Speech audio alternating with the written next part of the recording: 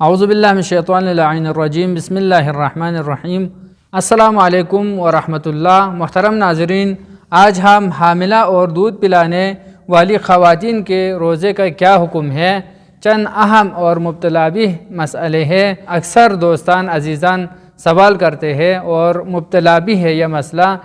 ان کے بارے میں کیا حکم ہے وہ آپ ناظرین کی خدمت میں بیان کروں گا۔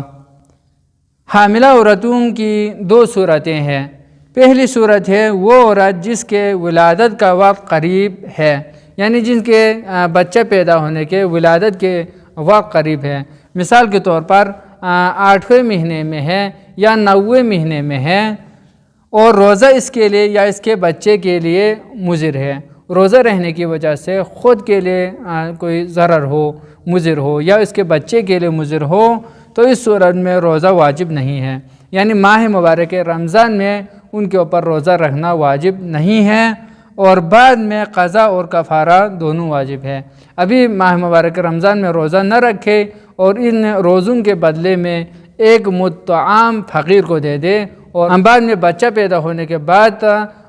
یعنی ان روزوں کی قضا کرے۔ دوسری صورت ہے لیکن وہ عورتیں جس کے حمل کے آخری مہینے نہیں ہے، یعنی مثال کے طور پر پہلے مہینے میں ہے، دوسرے مہینے میں ہے، تیسرے مہینے میں ہے، فرماتے ہیں کہ 7ویں مہینے سے پہلے ہے، تو ان صورتوں میں اگر روزہ رکھنا خود کے لیے یا بچے کے لیے مضر ہو یا مشقت کا باعث ہو جو معمولاً غیر قابل تحمل ہے، یعنی حمل ہونے کی وجہ سے خود کے لیے مشقت ہے، اٹھنا بیٹھنا چلنا یا زندگی گزارنا ان کے لیے مشقت ہو، اور وہ مشقت بھی ناقابل برداشت ہو، برداشت نہیں کر سکتی ہے، اگر اس صورت میں ہو تو روزہ اس کے اوپر واجب نہیں ہے، یعنی خود ماہ مبارک رمضان میں ان کے اوپر روزہ رکھنا واجب نہیں ہے، لیکن بعد میں قضا رکھے، یعنی ابھی روزہ رکھنا ان کے اوپر واجب نہیں ہے، بعد میں قضا رکھنا واجب ہے۔ اس صورت میں اور پہلی صورت میں یہی فرق ہے کہ یہاں پر صرف قضا واجب ہے، کفارہ واجب نہیں ہے، مد دینا واجب نہیں ہے، لیکن پہلی صورت میں قضا اور فدیہ دونوں واجب ہے۔ دوسرا مسئلہ دودھ پلانے والی خواتین، ان کے بھی دو صورتیں ہیں۔ پہلی صورت ہے اگر روزہ کی وجہ سے دودھ خشک ہو جائے، دودھ پلانے والی عورت ہے،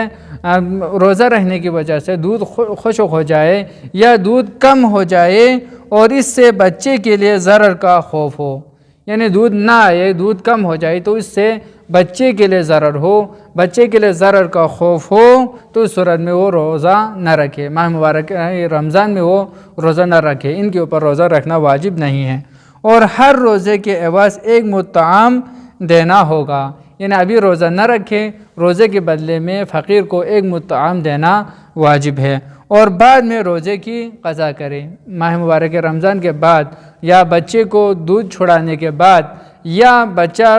رشد ہو جائے، بڑا ہو جائے اور اس کے لیے غذا دینا یا اس کے بدلے میں اور متبادل دودھ دینا ممکن ہو، تو اس صورت میں ان کے اوپر قضا بیٹھنا واجب ہے۔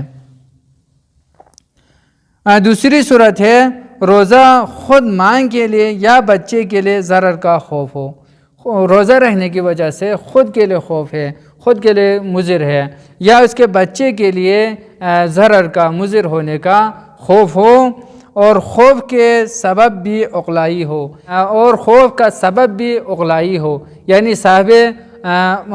عقلا ہے وہ بھی اس کے تائید کرے، اور اس کے باوجود بھی فرماتے ہیں کہ اس کے باوجود بھی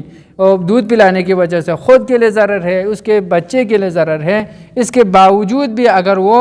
روزہ رکھے اور روزہ رہنے کی وجہ سے اس کے لیے یا اس کے بچے کے لیے نقصان ہو جائے، تو اس صورت میں اس کا روزہ باطل ہے۔ جو اس نے روزہ رکھی ہے وہ روزہ فقط بھوک اور پیاس کے علاوہ کچھ بھی نہیں ہے، روزہ باطل ہے۔ فرماتے ہیں بعد میں ماہ مبارک رمضان میں کے بعد اس کے لیے قضا بھی بیٹھنا واجب ہے، ابھی جو روزہ اس نے رکھی ہے وہ باطل ہے، اور بعد میں قضا رکھنا بھی واجب ہے۔ اللہم صلی علی محمد و آل محمد، والسلام ورحمۃ اللہ وبرکاتہ۔